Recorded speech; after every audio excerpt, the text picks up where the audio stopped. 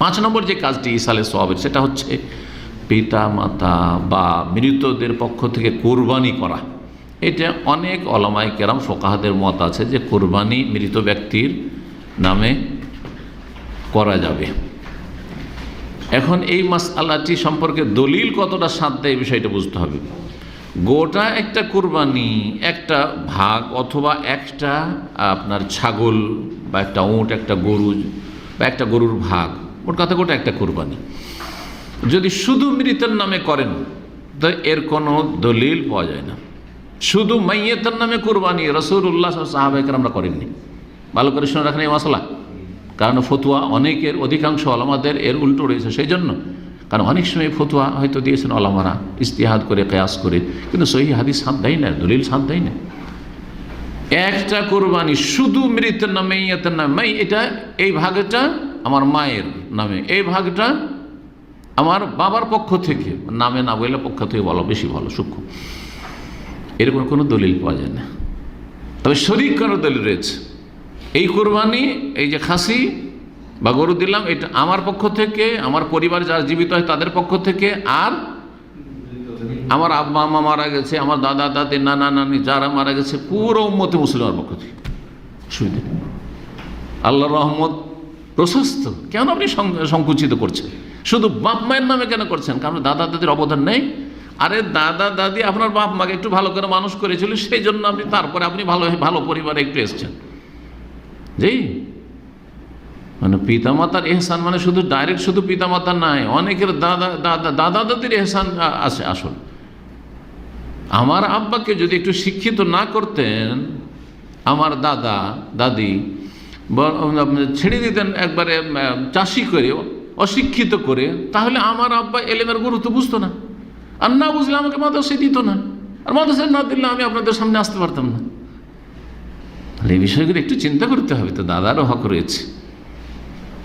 মায়ের উপর আপনার মা ভালো তরবিয়ত করেছে, আপনার মাকে ভালো তরবিয়ত আপনার নানা নানি করেছে, সেই জন্য। জি, তো কোরবানি করা সাথে মিলিয়ে ঠিক আছে, এইটা হচ্ছে সুন্নাত দ্বারা প্রমাণিত, এটি হচ্ছে উত্তম।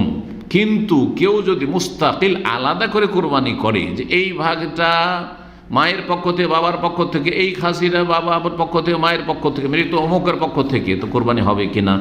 একদল বলছেন জায়েজ নাই, প্রমাণ নেই। আর একদল বলছেন যে জায়েজ, কিন্তু যেহেতু এটা সাদাকা, আর সাদাকা আপনার গোশত কান খাবেন, ফকির মিসকিনকে সবটা বিতরণ করেন, এটা একটা সতর্কতার ফতোয়া। আর একদল বলছেন যে জায়েজ আছে, নিজেও খান, ফকির মিসকিনকেও দান করেন, জায়েজ আছে। যখন শরীর মানে একসাথে মৃতকে সামিল করতে পারেন, তখন শুধু মৃতের নামে কোরবানি বা মৃতের পক্ষ থেকে কোরবানি করতে পারেন। কিন্তু এইরকমটা অহরহ করা ঠিক নয়। যেমন নবী সাল্লাল্লাহু আলাইহি ওয়াসাল্লাম, সাহাবায়ে কেরাম কেউ করেননি। নবী সাল্লাল্লাহু আলাইহি ওয়াসাল্লামের জীবদ্দশায় খাদিজা রাদিয়াল্লাহু মারা গেছেন কিনা, তার পক্ষ থেকে কোরবানি দিয়েছেন আলাদা করে, যে খাদিজার পক্ষ থেকে দিচ্ছি। 4 মেয়ের মধ্যে 3 মেয়ে মারা গেছেন, যায়েনব, রোকাইয়া, উম্মে কুলসুম, তাদের পক্ষ থেকে কোরবানি করেছেন না? করেননি। কেন? তিনি আমাদের চাইতে বেশি ভালোবাসতেন স্ত্রীকে, মেয়েদেরকে বেশি ভালোবাসতেন, অনেক অনেক বেশি ভালোবাসতেন। তিনি রাহমাতুল্লিল আলামিন, আমাদের জন্য রহমত, আর এই গাছপালার জন্য রহমত, বিশ্ব জাহানের সমস্ত সৃষ্টির জন্য রহমত, তো ছেলে মেয়েদের জন্য কত রহমত ছিলেন তিনি যদি নেকির কাজ এটা হতো তাহলে তিনি করতেন, আমরা আগে বাড়তে পারতাম না। সুতরাং এত আগে বাড়ে আসলে এইসব আমলগুলি সুন্নত সম্মত নয়। কোরবানি সম্পর্কে রাসূলুল্লাহ সাল্লাল্লাহু আলাইহি ওয়াসাল্লাম যেটা প্রমাণিত, সহিহ মুসলিমের হাদিস 3637 নম্বর, নবী সাল্লাল্লাহু আলাইহি ওয়াসাল্লাম কোরবানি করলেন একটি, আর তারপর আল্লাহ তাকাব্বাল মিন মুহাম্মাদিন, আল্লাহ ওই একটি পশু, আল্লাহ এটা মুহাম্মাদের পক্ষ থেকে কবুল করো সাল্লাল্লাহু আলাইহি ওয়াসাল্লাম, ওয়া আলে মুহাম্মাদ, মুহাম্মাদের বংশধরের পক্ষ থেকে বলে, বংশধরে জীবিত মৃত সবাই আছে, মুমিন হইতে হবে। ওয়ামিন উম্মতে মুহাম্মদ, মুহাম্মদ সাল্লাল্লাহু আলাইহি ওয়াসাল্লাম উম্মতের পক্ষ থেকে কবুল করো, উম্মতের কেউ কেউ মারাও গেছে, নবী সাল্লাল্লাহু আলাইহি সাল্লামের সামনে অনেক সাহাবায়ে কেরাম তার আগে মারা গেছেন।